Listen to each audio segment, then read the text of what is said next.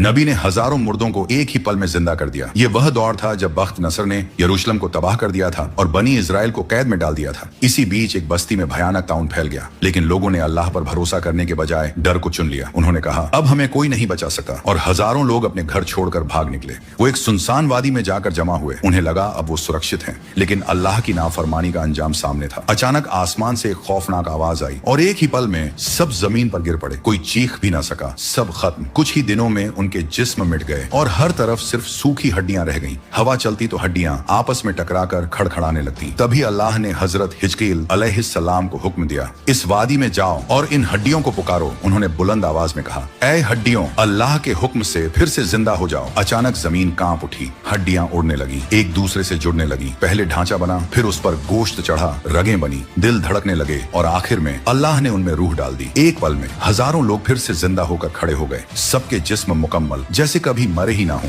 उन्होंने आसमान की तरफ हाथ उठाकर कहा, तू ही मौत देने वाला है और तू ही जिंदगी देने वाला है। जो लोग भागे थे वही फिर लौट आए, और इस मौजे को देखकर बाकी लोगों का ईमान और भी मजबूत हो गया। ये मंजर कयामत की एक झलक था जिससे अल्लाह ने साबित कर दिया। कमेंट में अल्लाहू अकबर जरूर लेकर और वीडियो को लाइक और सब्सक्राइब करें।